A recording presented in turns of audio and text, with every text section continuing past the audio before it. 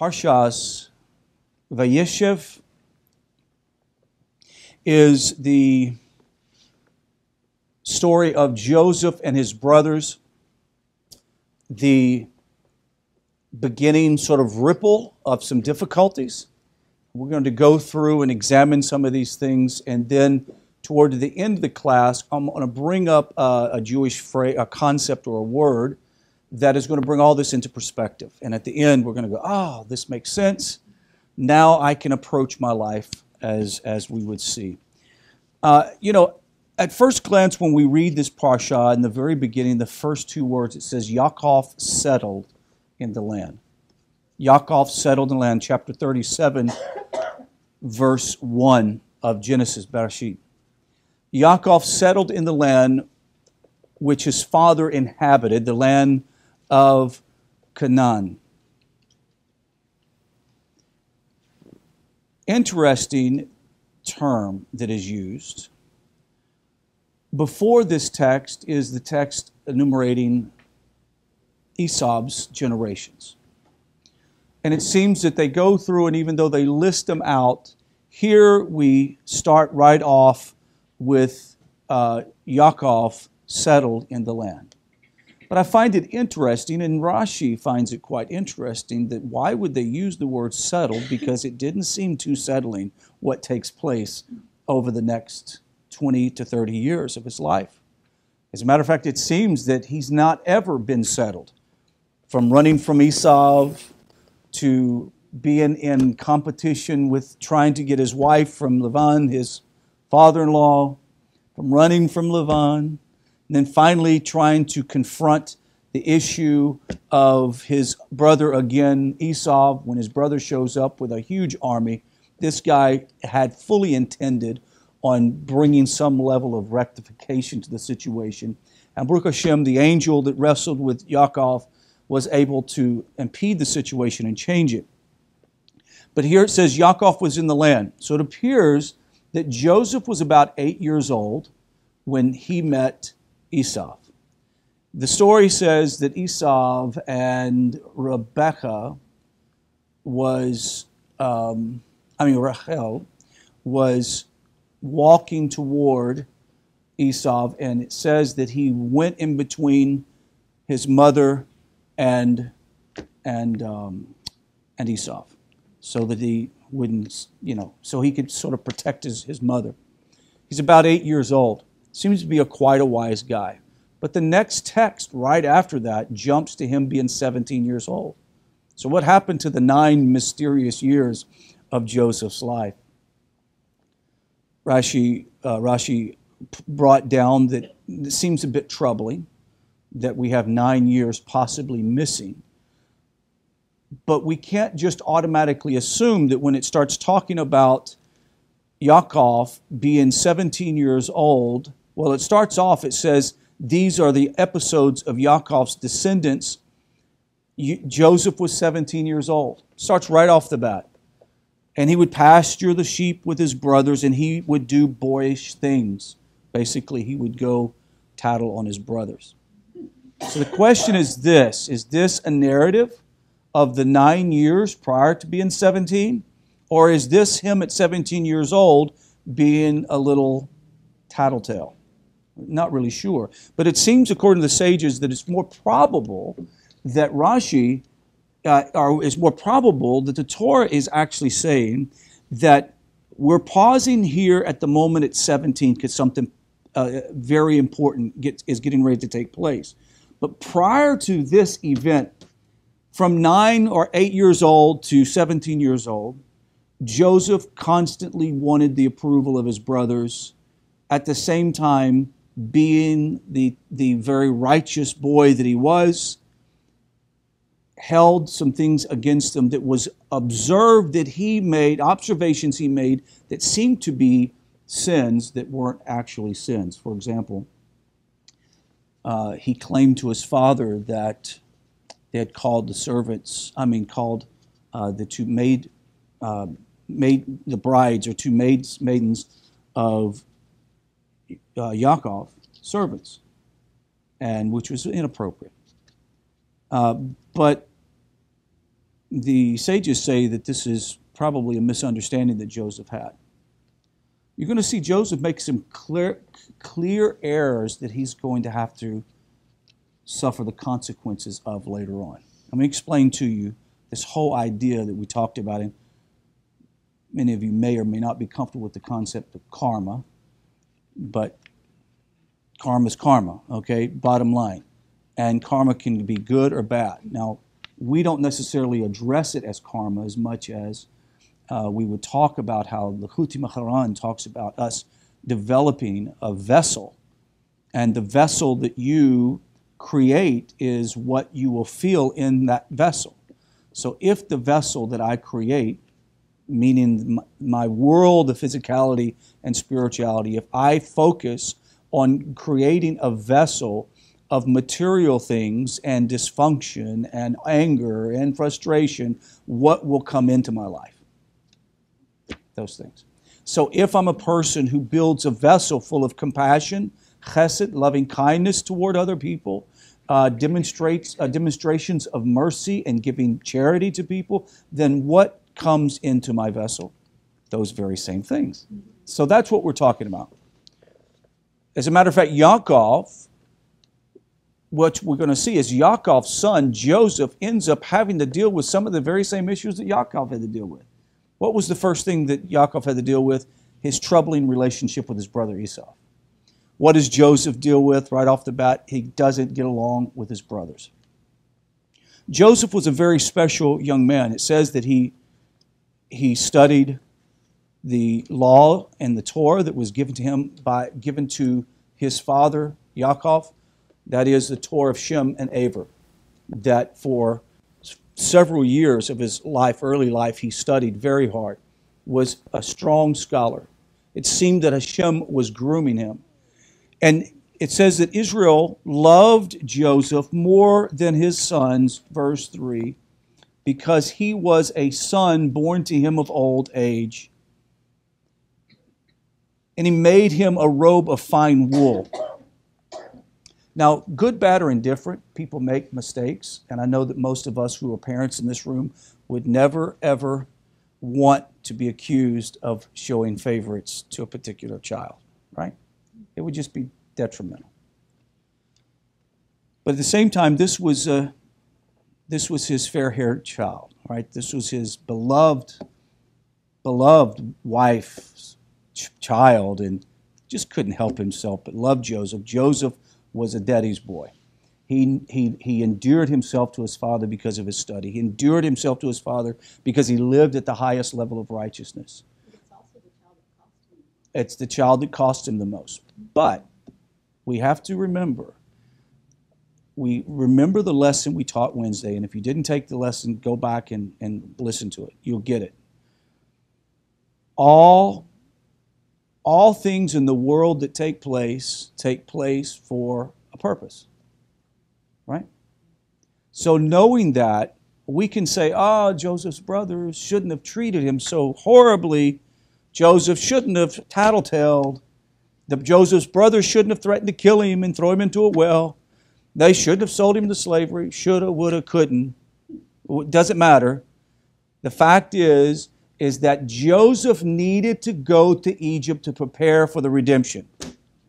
That's all it is to it. We can say good, bad, or indifferent how miserable life turned out after 300 and some odd years or 288 years, but the facts are the facts that Hashem told Abraham that before your children will inherit the land, they will have to go to a land that is not theirs. Now, with that in perspective, you look at this story, and it's easy for us because we have hindsight, right? We can go back and read. So we clearly go, let's kind of skip over the whole thing.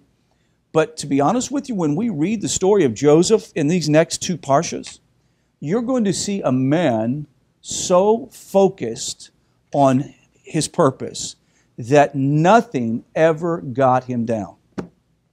So focused.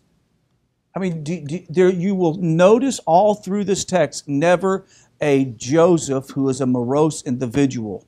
You're not going to find a Joseph who's carrying anger and unforgiveness and he's wanting revenge. Don't even see it. As a matter of fact, you don't even hear it mentioned even in the story after this until his brothers show up.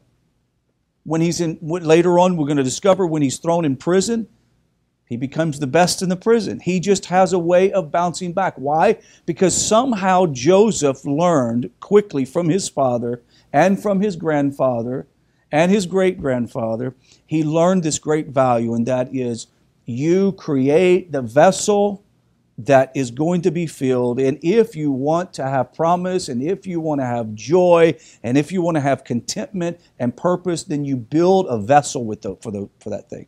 And Hashem will fill it. So Joseph has these dreams. And what are these dreams?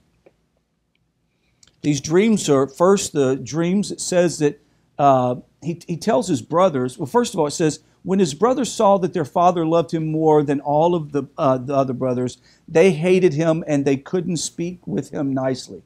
Now, the sages actually give the brothers good kudos for this. Have you heard the phrase, if you can't say anything nice, don't say anything at all? So they didn't talk to him, because other than that, they would be saying things that they shouldn't say. So basically, he annoyed them. So now Joseph, you would think, would be smart enough not to go tell him this dream. All right? But I want you to, for a moment, quit thinking of Joseph as being a primping little teenage know-it-all to a potential tzaddik, if not already a tzaddik, who understood what promise was given to Abraham, understood the Torah that was given from Adam all the way down to Shem and Aver, understood the great beauty of the nation of Israel, his father, going to be birthed on the world stage, understood all that, and knew at some point this was going to happen. And when he saw it unfold, it made sense to him. Now, he figures, according to some of the sages, that when he told his brothers, they would actually go, this makes sense. This is why you're so well loved by our Father. This is why you're such a righteous individual. This is why. It makes sense. One day we will bow down and you will help bring about the saving of our people. Yeah, he would say see the purpose as well. So the idea is, don't ever think that your dreams mean anything else to anybody else. Okay? Just because they mean something to you, they don't mean to anybody else. His brothers said to him, does this mean that you reign constantly over us, rule us all the time? And they hated him even more because of his dreams, because of his evil reports to their father. Because they were so stuck in the physical material world, they only made the association of the dreams of that moment. You think you are over us. Not having a clue that Joseph was saying, guys, get your eyes off the physical. Get your eyes on the next level of connection to Hashem. Our souls will bring about a gathering and redemption from Egypt. And they couldn't do it because they were so stuck in this world. But that's the problem with most people, isn't it? Is they're so stuck in the world of the physical realm, the material world, as we learn from Rab Nassan in the Anatomy of the Soul, when he says that a person who is stuck in the material or the physical world ends up so thickening their physical being, their body, that the soul just disappears within inside of it. Its illumination is completely shut off. And so therefore a person ends up being in darkness. They have a neshama, they have a soul, there is a divine spark there, but they're in darkness. And it's a darkness that they've chosen to be in. Joseph had another dream. Figured he would learn, but he didn't. Here he dreamed another dream. He says, he took the sun, the moon, and 11 stars, threw them down before me. He then told it to his father in the presence of his brothers. His brothers rebuked him in order to to calm the father rebuked him in order to calm the brothers down. And he said to Joseph, "What is this dream that you've dreamed? How could your mother and your brothers come and throw ourselves down on the ground when your mother has already passed away?" But his brothers still envied him. His father, however, believed in the dream and kept waiting for the event to occur. The father knew what was going on. Now, the problem is the brothers are stuck in this physical world. They're stuck with the daily grind of sheep herding. Outside of this, they're very respectful to their father. They just don't like Joseph. Why? Because they're stuck in this present world. I would say that the world that we're living in today is a fine example of that. And I think most of you I've spoken to have even referred to this as when we get up and we watch the news, watch TV or something, how strange that world seems now.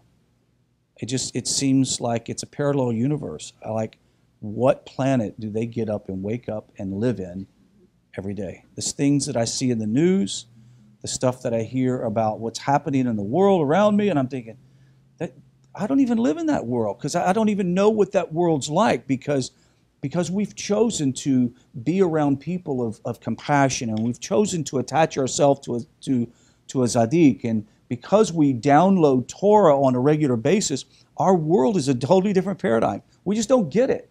We don't live in that world, and then yet when you watch, for example, the most dysfunctional thing that one could watch, and I don't watch it, but I've seen them on occasion, is these live shows where they put cameras in a house and have people live together for a month or 2 months. I mean, you realize the dysfunction that is in these people's lives? And that's normal. Do you realize that's normal activity for most people? That's normal, to get up and scream and holler and throw stuff at each other. That's normal. That's exactly, it's the opposite, right? It's destruction. So this is where Joseph's brothers were at. His brothers went into the pasture in Shechem, and there they're supposed to be herding the sheep. His father sends them, and this is chapter 37, verse 12. His father sends Joseph and says, "Look, why don't you check on your brothers, see what the deal is, and bring me back a report." He gets to the field where they were supposed to be in Shechem, and the brothers are not there. It says a man found him, and look, he was lost in the field. The man questioned him, saying, "What do you want?" Now, if you've studied this week, you'll know that the sages have said that this is Gabriel, the angel. And the reason why they say that is this is not just Joseph finds a man and asks, "Can you show me where my brothers are at?" The angel came to him, found Joseph wandering in the field, and says, "What can I do for you?" Joseph said, "I'm looking for my brothers. Please tell them that where they are pasturing." The man said, "They left here, for I heard them say, 'Let's go to Dothan,' or Dothan. We'll find what it appears, according to this text in verse 17, is interesting wording. It says, the man said they left here. They left their place of responsibility. They left a conscious decision to leave the relationship that they have with you, because they're going to a place to legally discuss how they can kill you. Now, the question is whether the angel told him that directly, because if that was the case, the sages say, why would Joseph walk into it? And wouldn't that be a violation of Torah law for you to intentionally go to some place that you know you're going to be killed to do a mitzvah? It's actually against the Torah to go in and intentionally know that you're going to be killed to do a mitzvah, because that would be like taking your own life. So the idea is Joseph probably didn't know that this is what the angel knew. But the angel clearly sent him over there. Why? Because Joseph had a purpose. He had to get to Egypt. Joseph didn't know that that was the next step. Maybe Joseph didn't even know how he was going to get to Egypt. Maybe he didn't even know that he was going to be the great leader that was going to help his people. Yet, he had the dreams. He knew something was going to happen.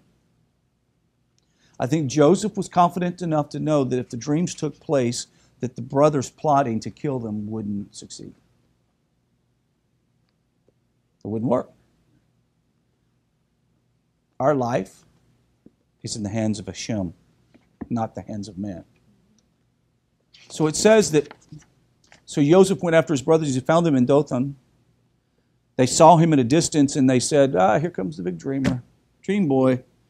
Dream, dream, dream, dream. Does that age me? Yes. Okay, anyway, never mind. They said to each other, look, that dreamer's coming, so now come and we'll kill him. Now, the idea here is they wanted to kill him, but who interrupted the potential murder? Reuben. Reuben says, look, we're not going to do that. We're going to throw him in a pit. And as a matter of fact, it says it has no water, which is an indication it was filled with snakes and vipers and creepy crawly things, but it had no water in it. They figured, well, we'll throw him in there. What was Reuben's purpose behind it? To go back and rescue him. Being the eldest brother, he knew that he was going to be held responsible. For some reason, Reuben isn't there at the time that he's cast into the pit, and by the time that they sell him to the Ishmaelite travelers. Says that was out doing a mitzvah for his father. There's a number of things. There's one that says that Reuben was actually still in the process of sackcloth and ashes because of uncovering his father's bed. You remember when he instructed his father that he should move his bed into the other tent, right? And he put his nose in a place that wasn't his responsibility. Can you imagine one of your children coming to you, a husband and wife, and telling you how you should have relationships? You'd be like, hey, none of your business, right? So Reuben, it's possible that he was still in the process of doing tshuva, and that's why he wasn't there. Nevertheless, when he shows back up, Joseph is gone, and he is sold to the Ishmaelite band. Now, I want to talk to you in the remaining amount of time about a very important word that we find in a Jewish concept that is called hashgacha. Hashgacha is the word that represents God's supervision in the world. Hashgacha is a concept that God is in charge of all things. Either he is in charge of all things or possibly not in charge of anything. Either he put all of this in motion in which everything follows his guidelines and laws because these are the laws. And in essence, if they follow his laws, the physical laws and the spiritual laws. What are the physical laws? Laws of gravity, laws of relativity, and nature, etc., right? Those are the physical laws, and then there are the spiritual laws, which are the laws of the Torah. Right? So with the combination of these things, Hashem guides the whole universe on a very specific plan. Everything that happens for the purpose of fulfilling the plan in the end. It's not random, as we well know. We look at science, we realize there's no way that you can say the world is a mix mash of unorganized random things that come together to come to such great perfection. Well, generally, this word is translated providence in most theological settings. But hashgacha means that God not only knows what is going on in this place of physicality, but is engaged in supervising it as well. Hashgacha is a kind of two-way interplay between the Creator and His creation, whereby each one responds and interacts with another. A form of the word appears in Psalms, says this, for his dwelling place, he oversees all of the inhabitants of the earth. Hashgacha is a key distinction between Jewish and pagan cosmologists. The pagan generally also believes in one supreme deity or a deity. However, that deity is considered too supreme and exalted to stoop down to supervise a lowly world. Pagan philosophers such as Aristotle considered God's wisdom to be engaged only in the ideal of atemporal worlds beyond their own. The narrative of the Torah and its declaration that one God, one supreme God, is the God over all the forces of nature, places it in direct confrontation with this way of thinking. Now, with this idea, many people who come from other religious views do not have this same view. They will say, yes, God gets involved, but is not involved or directly in control of all situations and all circumstances. Let's use an example.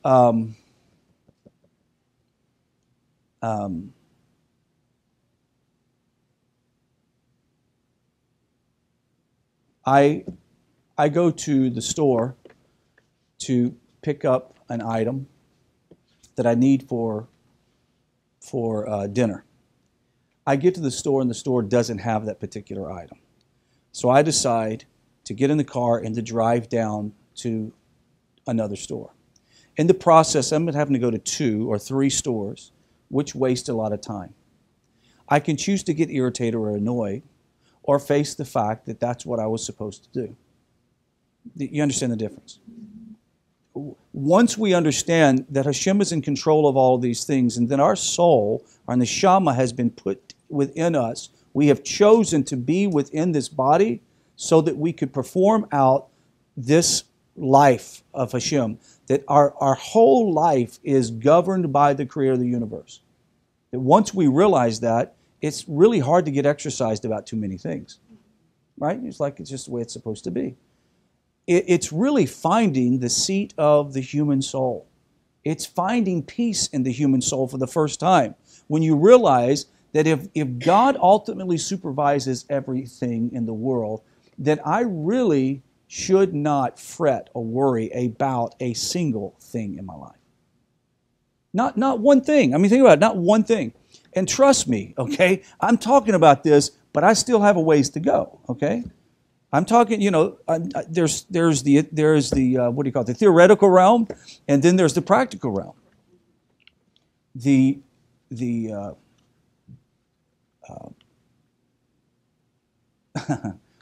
practical realm is when you come into a situation in which you realize this is frustrating. I'm getting frustrated by this process.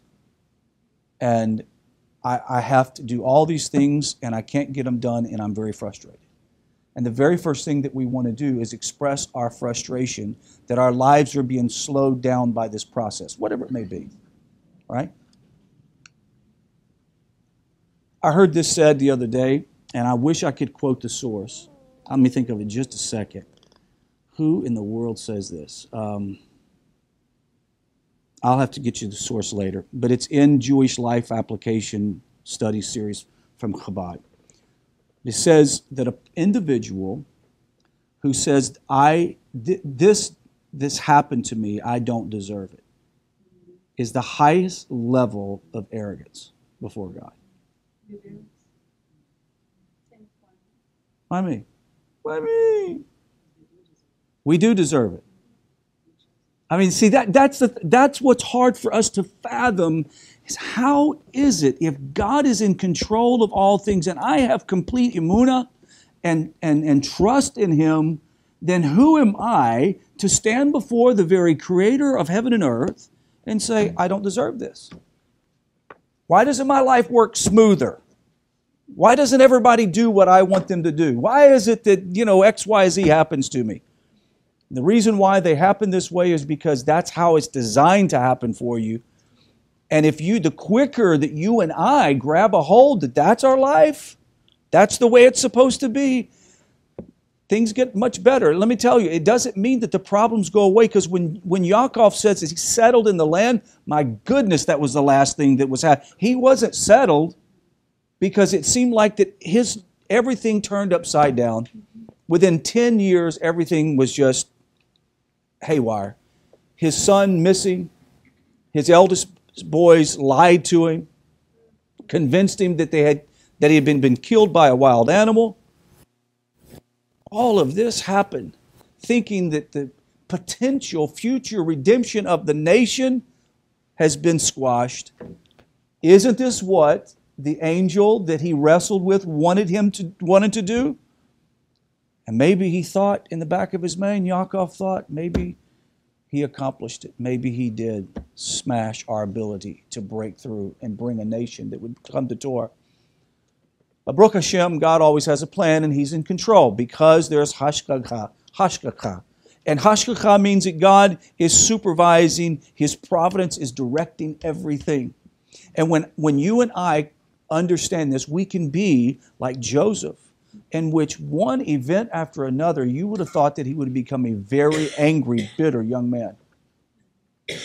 As a matter of fact, I would say that the average guy in the physical world that was operating not like a high tzaddik like Joseph, if he would have been handed Potiphar's situation, would have jumped right on that thing and had a relationship, because he would have deserved it.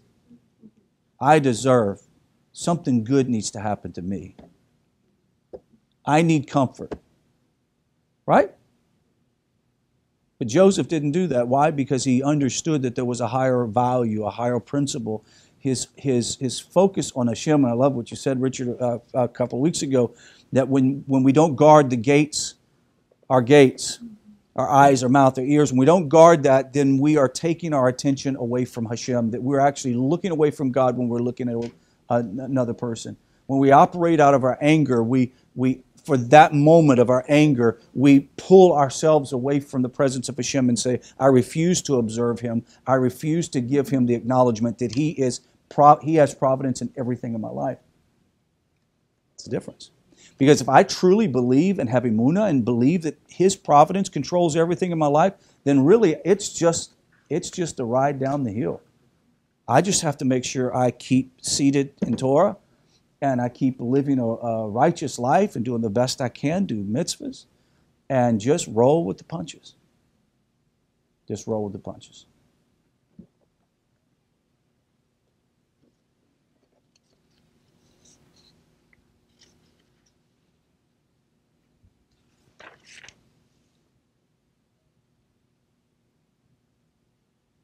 Let me read this. The Baal Shem Tov says this. He's credited with the reintroduction of the idea that this is detailed divine supervision of every occurrence in every creature.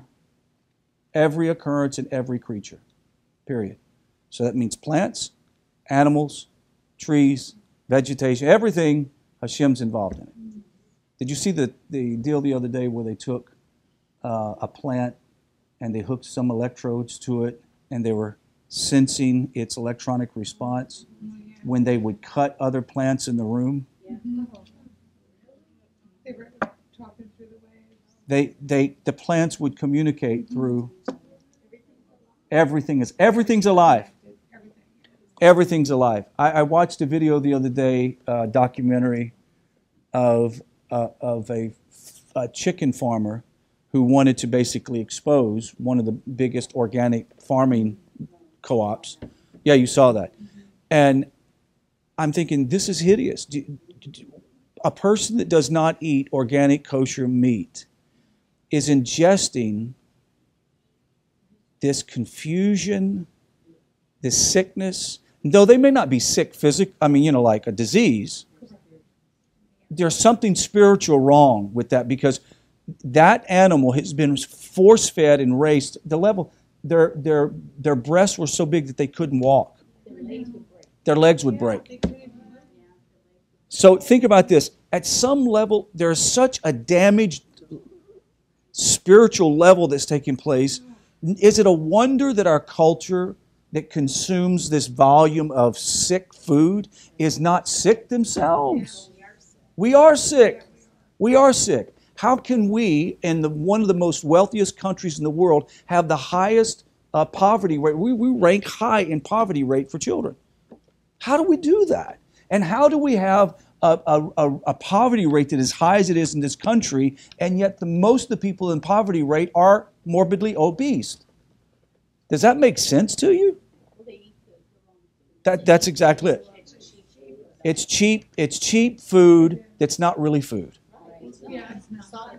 Right. Well, I don't understand. We've got the best medical, system of doctors. We're one of the sickest. Right.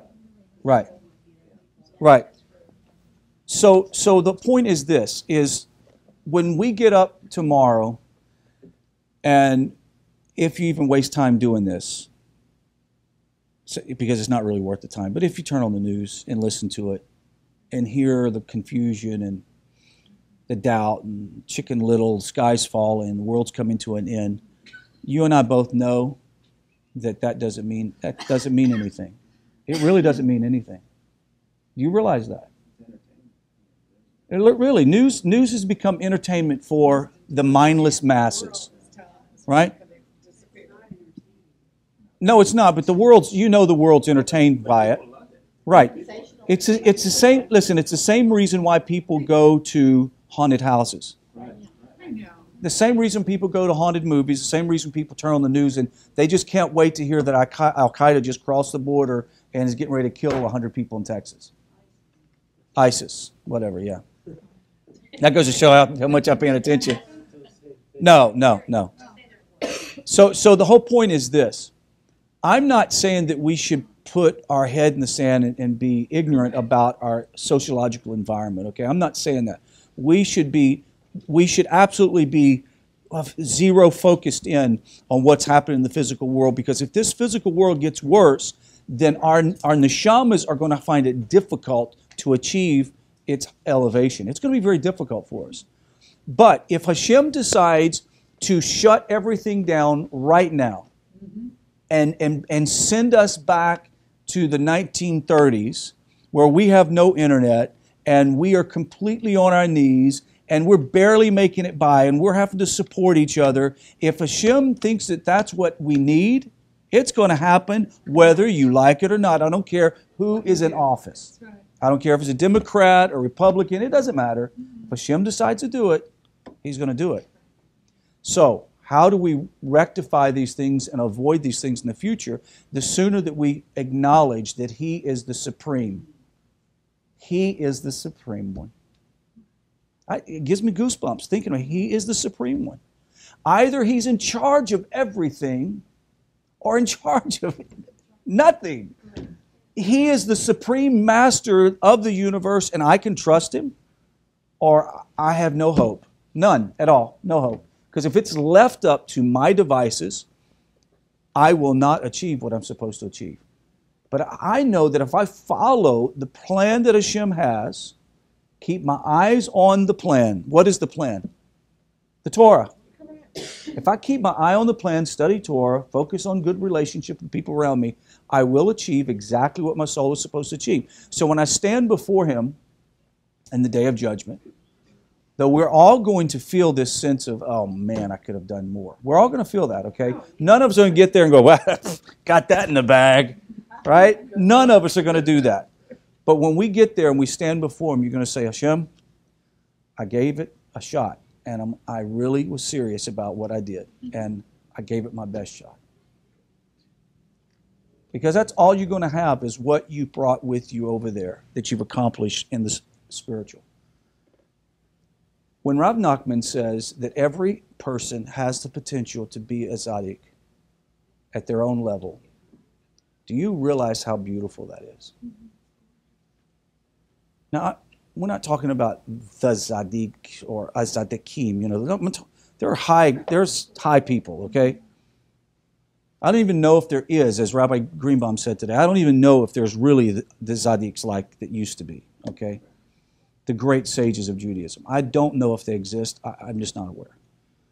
But at the level that I am supposed to achieve, I can be a tzaddik, and so can you, if that makes sense.